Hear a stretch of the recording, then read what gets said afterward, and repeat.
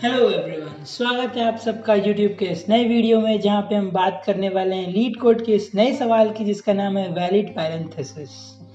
तो valid parenthesis जो सवाल है ये इजी कैटेगरी में आता है लीड कोड में, और ये क्वेश्चन मैंने बहुत बार ही देखा है। ये क्वेश्चन कॉलेजेस में भी आते रहते हैं, जैसे कि अगर आपका कॉलेज में आप फर्स्ट ईयर में या सेकेंड ईयर में हो तो भी ये क्वेश्चन बहुत ज़्यादा यूजफुल होता है, बहुत इंपॉर्टेंट है, हर जगह ये पूछा जाता है। तो आज इस वीडियो में हम सॉल्व करने वाले हैं वैलिड पैरेंथेसिस को बहुत ही आसान तरीके से, और मैं आपको कुछ इस तरीके से समझाऊंगा कि आप इसको कभी नहीं भूलेंगे। तो बने रहिए अंत तक वीडियो में मेरे साथ, ये जानने के लिए ये हमने किया कैसे। तो सबसे पहले होता क्या है कि जो ये सवाल है, ये सवाल को सॉल्व करने का दो तरीका हो सकता है। पहला तरीका जो होगा एक ब्रूट फोर्स मेथड होगा, जिसमें हम बेसिकली लूप वगैरह लिखेंगे और उसके अंदर सॉल्व करेंगे, तो उसका टाइम कॉम्प्लेक्सिटी थोड़ा सा ज़्यादा होता है। और जो दूसरा तरीका होता है वो होता है हैश टेबल का मेथड। तो हैश टेबल में हमें क्या करना पड़ता है, इतना लूप वगैरह नहीं लिखना पड़ता है, तो उसमें टाइम कॉम्प्लेक्सिटी कम होता है। तो जो हैश मेथड वाला तरीका है वो काफ़ी एफिशिएंट होता है एज कम्पेयर टू लूप वाला तरीका।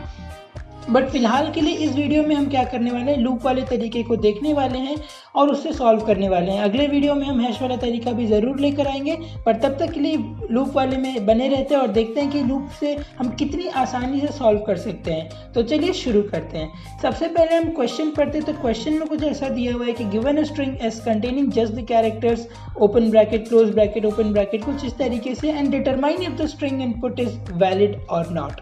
तो बेसिकली यहाँ पे हमें ये भी बोला गया है कि ये वैलिड कब होगा और वैलिड कब नहीं होगा। तो अगर मैं इस क्वेश्चन में थोड़ा सा स्क्रॉल डाउन करूँ तो अगर आपको ये समझ में आ जाएगा कि यहाँ पे ये वैलिड तब होगा जब हमारा जो ओपनिंग ब्रैकेट है और जो क्लोजिंग ब्रैकेट है दोनों एक साथ आएंगे। मतलब बेसिकली आप यहाँ पे देख सकते हैं कि जो ब्रैकेट ओपन हो रहा है वो ब्रैकेट क्लोज भी होना चाहिए। यहाँ पे भी जो ब्रैकेट ओपन हो रहा है वो ब्रैकेट क्लोज हो रहा है, जो ब्रैकेट ओपन हो रहा है वो ब्रैकेट क्लोज हो रहा है। तो इसी तरीके से ऐसा कोई भी केस नहीं होगा जहाँ पे जो ब्रैकेट ओपन हो रहा है वो ब्रैकेट क्लोज नहीं हो रहा है। जैसे कि आप अगर ये एग्जांपल ले लें तो यहाँ पे हमने पैरेंथेसिस को ओपन किया लेकिन क्लोज स्क्वायर ब्रैकेट्स को किया, जो कि वैलिड नहीं है। तो जब कभी भी हमारे पास ऐसा इनवैलिड सिचुएशन आएगा तो हमें करना क्या है, फॉल्स को रिटर्न करना है। और जब कभी भी हमारे पास वैलिड सिचुएशन आएगा तो उसमें हम क्या करने वाले, ट्रू को रिटर्न करने वाले हैं। तो इसको सॉल्व करने के लिए हम स्टैक्स डेटा स्ट्रक्चर का यूज़ करने वाले हैं। तो बेसिकली स्टैक डेटा स्ट्रक्चर जो है वो बस एक मॉडल है, हालांकि हम स्टैक के अंदर भी एरे इम्प्लीमेंटेशन ही यूज़ करेंगे। तो भले ही मैं इस सवाल में बोल रहा हूँ कि मैं स्टैक को यूज़ करूँगा, लेकिन डीप डाउन मुझे भी पता है और आप लोगों को भी पता चल जाएगा कि मैं एरेज ही यूज़ करने वाला हूँ, क्योंकि स्टैक का दो इम्प्लीमेंटेशन होता है, एक एरे इम्प्लीमेंटेशन और एक लिंक्ड लिस्ट इम्प्लीमेंटेशन। तो इस वीडियो में मैं एरे इम्प्लीमेंटेशन की बात करूँगा। तो चलिए इसको देखते हैं कि होता क्या है। तो सबसे पहले स्टैक डेटा स्ट्रक्चर को अगर समझे तो स्टैक होता है क्या है कि आपके पास एक बकेट की तरह कुछ रहेगा और आपका लोअर मेमोरी में एक डेटा स्टोर होगा, फिर उसके ऊपर एक, उसके ऊपर एक, उसके ऊपर एक, कुछ इस तरीके से डेटा स्टोर होते रहेगा। जस्ट लाइक अगर आप शादी वगैरह में जाते तो प्लेट्स जैसे रखी रहती हैं कि नीचे एक प्लेट है, फिर उसके ऊपर एक प्लेट है, फिर उसके ऊपर एक प्लेट है। तो आप सबसे ऊपर वाले प्लेट को ही टच कर सकते हैं, आप नीचे वाले प्लेट को टच नहीं कर सकते। तो स्टैक डेटा स्ट्रक्चर भी कुछ इसी तरीके से काम करता है। तो हम करने क्या वाले हैं कि सबसे पहले हम एक स्टैक बनाएंगे, बेसिकली एक एरे बनाएंगे। फिर उस एरे में क्या करेंगे, मेरा पॉइंटर कहाँ गया, ये रहा। तो अब हम, अगर मैं आपको एग्जांपल दिखाऊं तो सबसे पहले एक एरे बना के हम क्या करेंगे, उसमें एक पुश करेंगे। बेसिकली उसमें हम ये वाला डेटा पुश कर देंगे जो ओपनिंग ब्रैकेट है, ठीक है। फिर उसके बाद हम क्या पुश करेंगे, ये वाला ओपनिंग ब्रैकेट, और फिर उसके बाद हम क्या पुश करेंगे, ये वाला ओपनिंग ब्रैकेट। तो जैसे ही हमने ये तीन को पुश कर दिया, अब आप देख सकते हैं कि मेरा टॉप में क्या है, एक स्क्वायर ब्रैकेट है, जो कि ये वाला ब्रैकेट मेरा टॉप में है। अब मैं क्या करूंगा, इसके बाद जो होगा उसको लेके आके मैं अपने टॉप वाले से क्या करूंगा, कंपेयर करूंगा और चेक करूंगा कि क्या ये इसके बराबर है। जैसे कि मान लेते हैं कि ये सिचुएशन कब ट्रू होगा, ये सिचुएशन तभी ट्रू होगा जब हमारे पास जो इसके बाद वाला एलिमेंट हो वो कुछ इस तरीके से हो, तभी तो ये दोनों को कंपेयर करेंगे। और अगर ये दोनों कंपेयर करने के बाद हमारे पास रिजल्ट सही आया तो हाँ ये ट्रू है, तो हम क्या करेंगे, स्टैक को पॉप कर देंगे। तो बेसिकली सिंपल सा आइडिया है कि मैं एक स्टैक बनाऊंगा, स्टैक में अपना सारा कैरेक्टर को पुश करने वाला हूँ। तो आप यहाँ पे देख सकते हैं मेरे को एक एस करके स्ट्रिंग दिया गया जिसके अंदर मतलब सारा कैरेक्टर रहेगा। तो मैं कैरेक्टर को एक एक करके ग्रैब करूँगा और उसको स्टैक में पुश करता जाऊँगा। बेसिकली यहाँ पे मेरे पास दो रास्ते होंगे।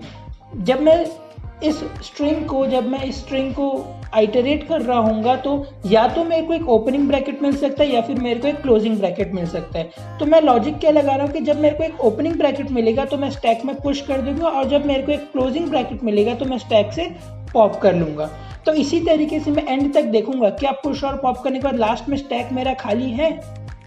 अगर मेरा स्टैक खाली है तो मैं बोलूँगा हाँ ये ट्रू रिटर्न कर दो। क्यों? क्योंकि स्टैक तभी खाली होगा जब हमारा वैलिड पैरेंथेसिस होगा, क्योंकि जब एक बार क्लोज ओपनिंग ब्रैकेट और एक बार क्लोजिंग ब्रैकेट। तो इसको मैं कोड में दिखाता हूँ, आपको और अच्छे से समझ में आ जाएगा। तो चलिए इसको शुरू करते हैं। तो सबसे पहले मेरे पास ये वैलिड फंक्शन दिया हुआ है। अब मैं इसके अंदर अपना कोड लिखना शुरू करता हूँ। तो सबसे पहले मैं क्या कर लेता हूँ, मैं एक स्टैक करके एरे मान लेता हूँ जिस स्टैक में मेरे को पुश करना है। तो मैं ऐसे मान लेता हूँ कि let stack is equal to ये एरे।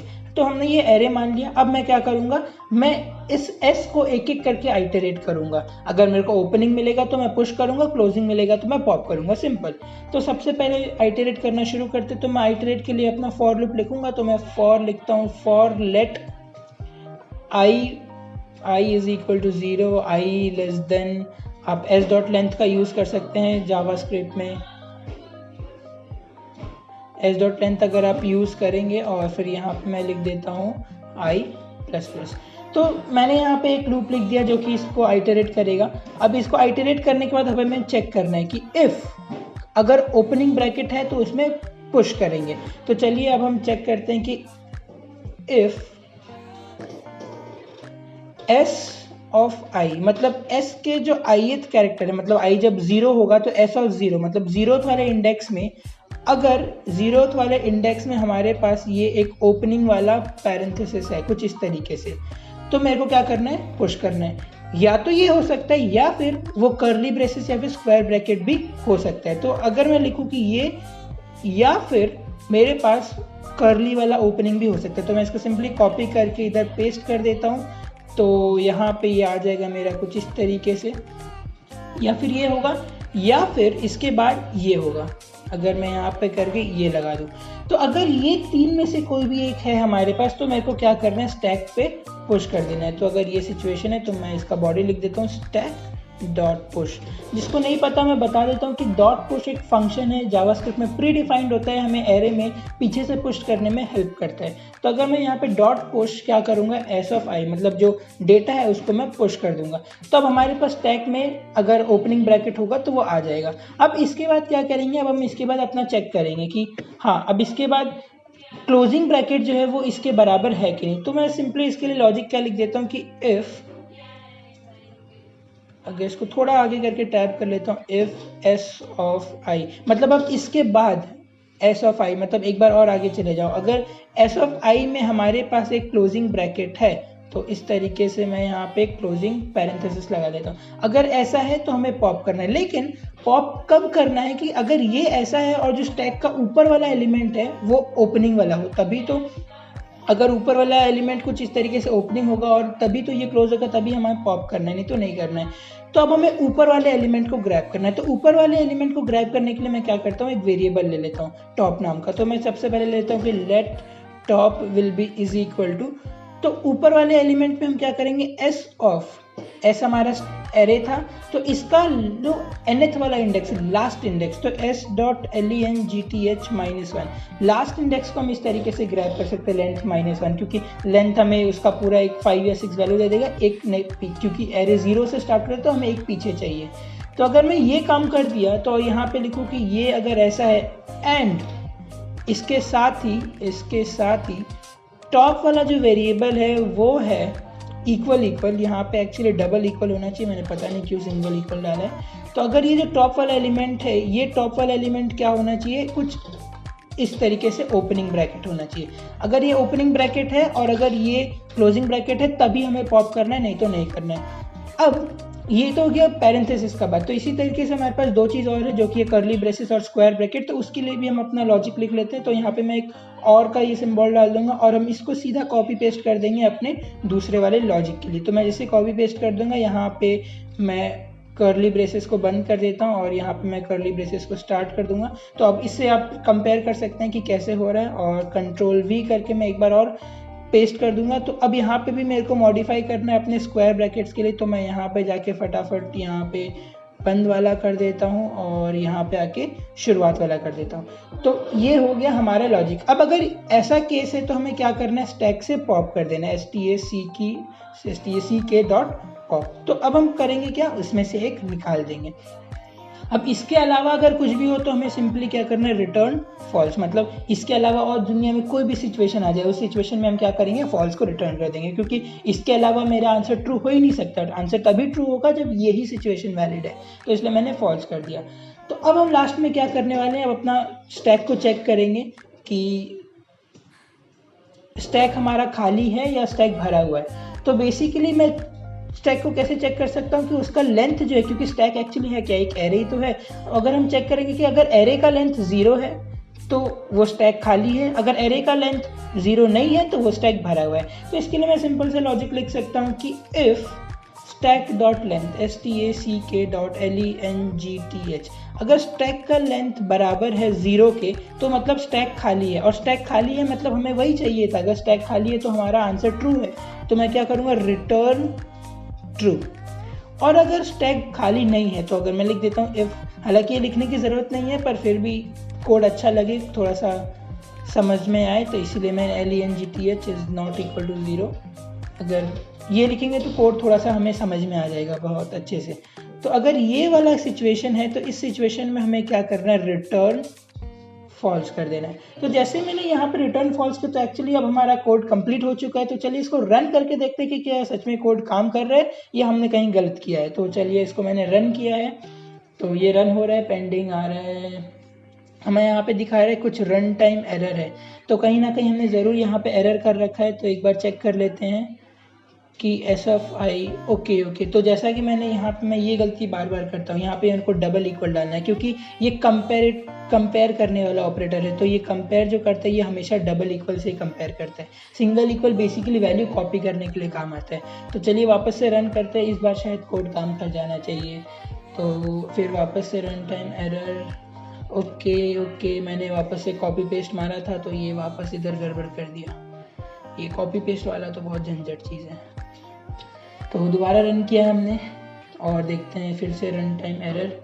ओके मैंने तो फिर से यहाँ पे भी कहीं कॉपी पेस्ट करा था तो ये भी एक्स्ट्रा आ गया है कि कॉपी पेस्ट करते वक्त आ गया था। तो एक बार और रन कर दिया, रॉन्ग आंसर दिखा रहे हैं हमें, आउटपुट फॉल्स, योर इनपुट इतना। तो बेसिकली आउटपुट फॉल्स क्यों आ रहा है, हमें सबसे पहले ये चेक करना पड़ेगा। तो ओके यहाँ पे हमने बहुत ही सिली सा मिस्टेक किया है। एक्चुअली आप देख सकते हैं जो टॉप है वो हमें स्टैक का टॉप चाहिए था, एस का टॉप नहीं। तो हमने यहाँ पे बहुत ही सिली सा मिस्टेक कर दिया कि ये होगा स्टैक और ये भी होगा स्टैक, क्योंकि जो हम टॉप ले रहे हैं, हम टॉप किसका ले रहे हैं, हम स्टैक का ही तो टॉप ले रहे हैं, तभी तो उसको इसके साथ कंपेयर करेंगे। तो इसलिए हमें यहाँ पे स्टैक लिखना चाहिए ना कि एस लिखना चाहिए, क्योंकि एस तो हमारा वो स्ट्रिंग है जो दे रहा है, तो उससे हमें तो कोई मतलब ही नहीं है। और ये हो जाएगा एस और स्टैक, और यहाँ पे इफ़ की जगह एल्स इफ कर देते हैं, ये ज़्यादा बेटर रहेगा। तो अब हम रन करेंगे तो अब पक्का गारंटी है कि आंसर आ जाना चाहिए।